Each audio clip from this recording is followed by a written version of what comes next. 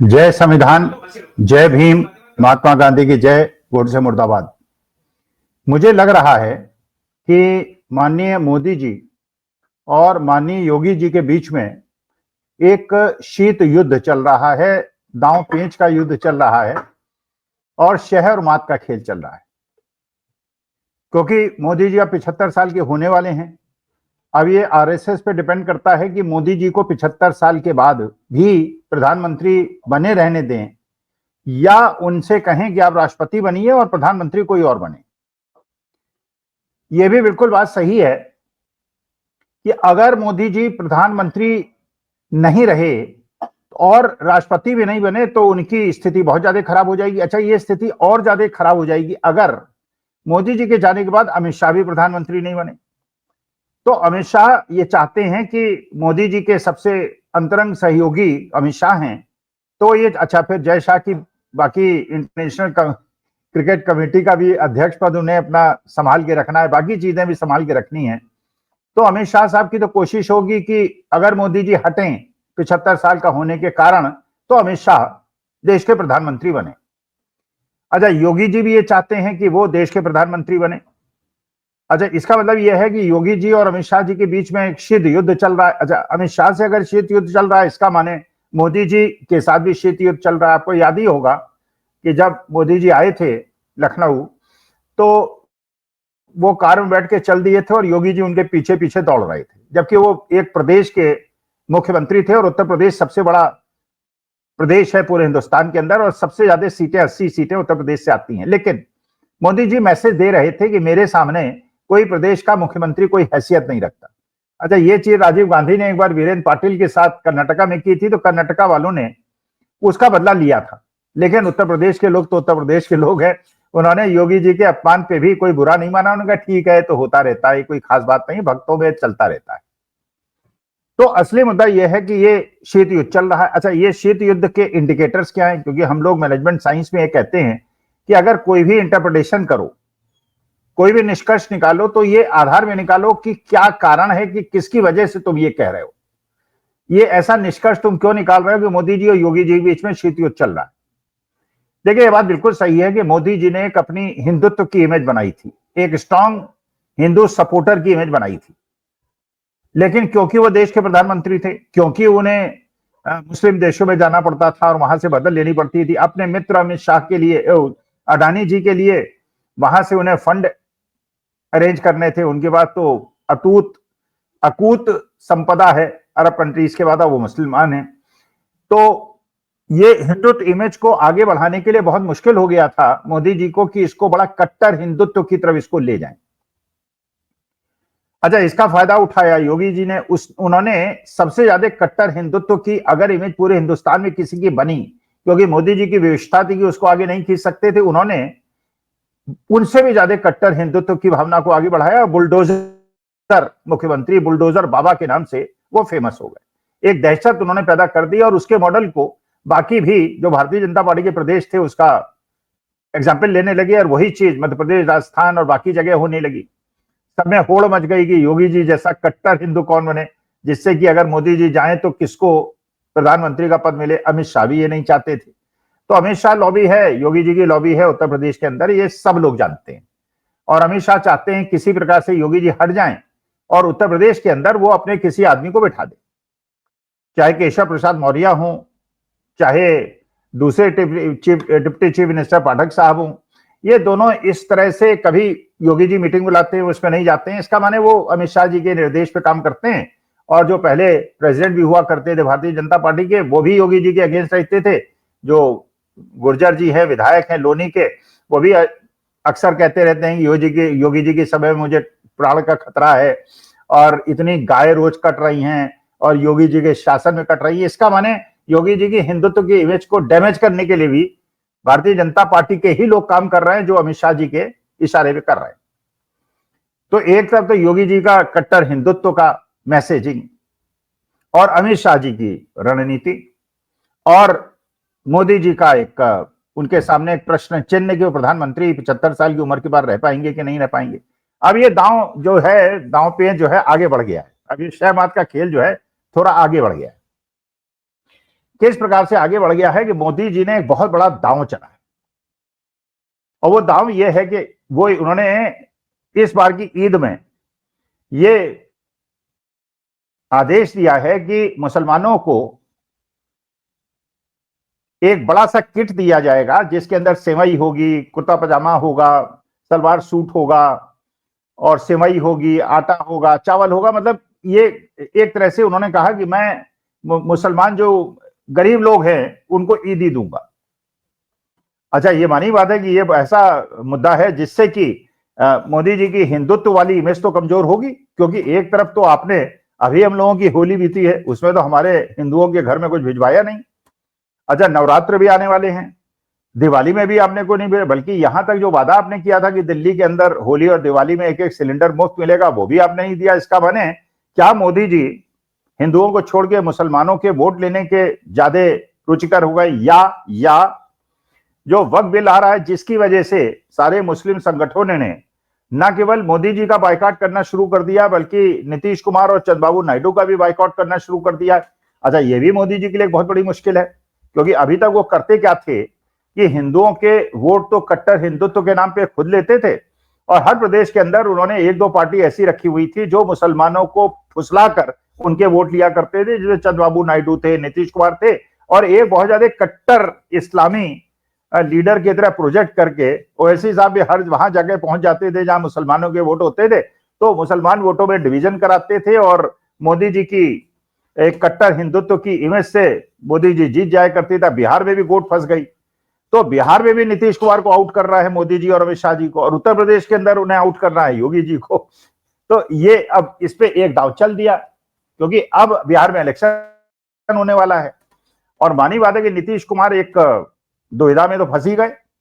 अगर वो वक्फ बिल का विरोध करें तो मुसलमान उन्हें वोट दें, लेकिन अगर वक्फ बिल का विरोध करें तो मोदी जी के साथ कैसे चलें? मोदी जी तो वक्फ बिल को बिल्कुल पास करा के अपनी कट्टर हिंदुत्व की इमेज को बचाए रखना चाहते हैं। यही बात चंद्रबाबू नायडू के साथ फंस गई, तो चंद्रबाबू नायडू भी इनके मोदी जी के दांव में फंस गए और नीतीश कुमार भी दांव में फंस गए। अच्छा, ये जो वक्फ बिल है इसके माध्यम से बिहार के अंदर अपना पहला मुख्यमंत्री बनाने की जो भारतीय जनता पार्टी की आकांक्षा है वो भी पूरे होने की संभावना होती है, क्योंकि मुसलमान तो कंफ्यूज हो जाएगा। अच्छा, नीतीश कुमार अगर पलटी भी मारते हैं तो नीतीश कुमार पे अब भरोसा कौन करेगा? तो उसका फायदा तो आरजेडी को हो जाएगा, क्योंकि उसका वोट बैंक अपना सेफ है। लेकिन अगर इस प्रकार से नीतीश कुमार भारतीय जनता पार्टी के साथ काम करेंगे तो नीतीश कुमार को जो सीटें मिलेगी उसके मुसलमान नीतीश कुमार को वोट न देके आरजेडी को वोट दे देंगे, लेकिन भारतीय जनता पार्टी यहां लड़ेगी, वहां पे पूरा हिंदू वोट कंसोलिडेट हो जाएगा, क्योंकि वक्फ बिल मोदी जी लिया है। इसकी वजह से बीजेपी के कैंडिडेट तो जीत जाएंगे और नीतीश कुमार के कैंडिडेट हार जाएंगे। अब नीतीश कुमार के सामने यह दुविधा पैदा हो गई, चंद्रबाबू नायडू और चिराग पासवान के सामने भी, तो उनके हनुमान जी को भी भारतीय जनता पार्टी ने एक गच्चा दे दिया। अब वो मुसलमानों का सपोर्ट करें या न करें।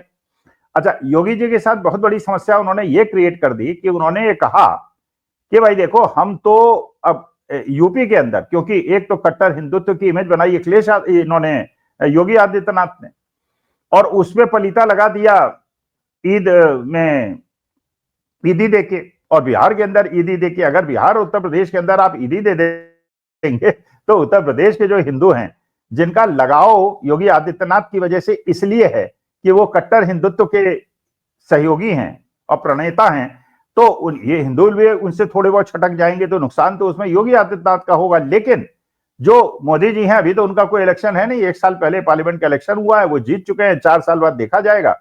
और जो उत्तर प्रदेश विधानसभा के चुनाव हैं वो 2 साल के बाद होने हैं, और बिहार के चुनाव जो है 6 महीने के अंदर होने हैं। तो भुगतना है तो नीतीश कुमार को भुगतना है और आदित्यनाथ को भुगतना है, और मोदी जी का तो अपनी आनंद से बैठे हुए हैं। और उसकी वजह से अगर योगी आदित्यनाथ को हटाएंगे तो उन्हें एक विकल्प उन्होंने दे दिया कि योगी आदित्यनाथ की जो कट्टर हिंदुत्व की इमेज थी उस पर उन्होंने डेंट लगा दिया।